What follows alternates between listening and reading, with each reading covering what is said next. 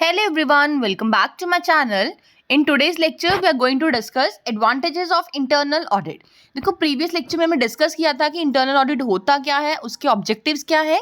आज के लेक्चर में हम डिस्कस करने वाले हैं कि इसके एडवांटेजेस क्या हैं, राइट. देखो एक बार रिकॉल कर लेते हैं इंटरनल ऑडिट क्या था. इंटरनल ऑडिट किसे बोलते हैं? जब कोई भी इंस्टीट्यूट, कोई कंपनी, कोई organisation time to time periodic checking करवाती है अपने अकाउंट्स की by your internal auditors, then it is known as internal audit, है ना. तो आज हम इसी चीज के बेनिफिट्स देखने वाले हैं कि इसको अगर हम पढ़ते हैं तो क्या क्या मेरिट्स हैं, इसके क्या फायदे होते हैं कंपनी को.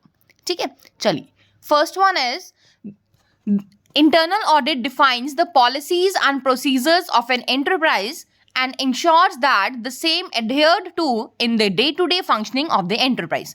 इंटरनल ऑडिट डिफाइन करता है किसी भी कंपनी की, किसी भी एंटरप्राइज की पॉलिसीज क्या होनी चाहिए, क्या आपके प्रोसीजर्स हैं, और ये भी इंश्योर करता है कि क्या कंपनी या फिर एंटरप्राइज उस चीज़ को फॉलो कर रही है, एडहेयर कर रही है from day to day functioning में अपनी.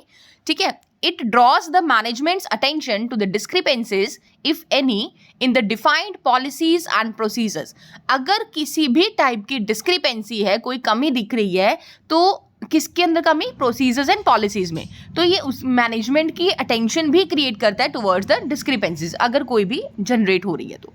Second one is it helps in planning the business activities, defining the procedures so that they are profit oriented, preparing statements with respect to tax payments and helping in the overall control of the business.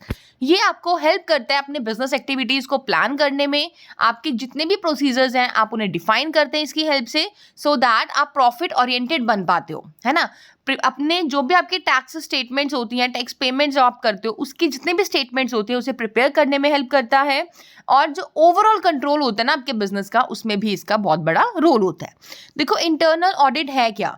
कोई बाहर वाला बंदा audit नहीं कर रहा, आपका कोई employ है, उसी से आप इंटरनली ऑडिट करवा रहे हो, है ना. टाइम टू टाइम अपने अकाउंट्स की चेकिंग करवा रहे हो. इससे होगा क्या? आप देख रहे हो कि मेरे सपोज हम मान के चलते हैं कि मेरे फ्रॉड्स हो रहे हैं, तो आप प्लान करेंगे ना कि मुझे इस तरह से एक्टिविटीज कंडक्ट करवानी है, ये इस पर्सन को असाइन करनी है कि फ्रॉड ना हो. एरर हो रहा है तो आप चेक करोगे ना कि क्या कोई मतलब लैक ऑफ नॉलेज के कारण हो रहा है कि वो विलफुल हो रहा है, कैसे है, डेलिबरेटली किया जाए, क्या है. तो आप प्लान ही तो करोगे ना इन फ्यूचर के लिए. तो ये हेल्प करता है आपको प्लानिंग करने में बिजनेस एक्टिविटीज, या फिर हम बोल सकते हैं in simple language it helps in the overall control of the business, right.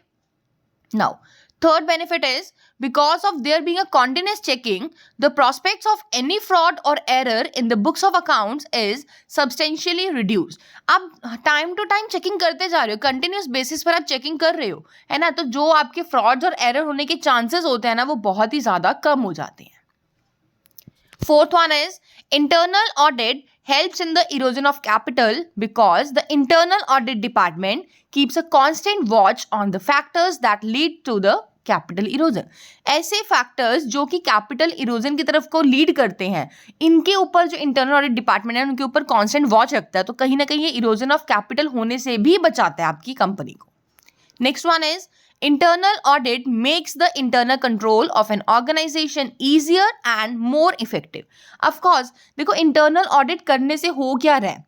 एक तरह से आप कंट्रोल तो कर रहे हो अपने वर्कर्स को, अपने एम्प्लॉयज़ को, अपने स्टाफ मेंबर्स को, क्योंकि उनके ऊपर एक मॉरली प्रेशर बना रहेगा कि कभी भी हमारे अकाउंट चेक किए जा सकते हैं ना. तो आप अल्टीमेटली कर क्या रहे हो? कंट्रोल ही तो कर रहे हो.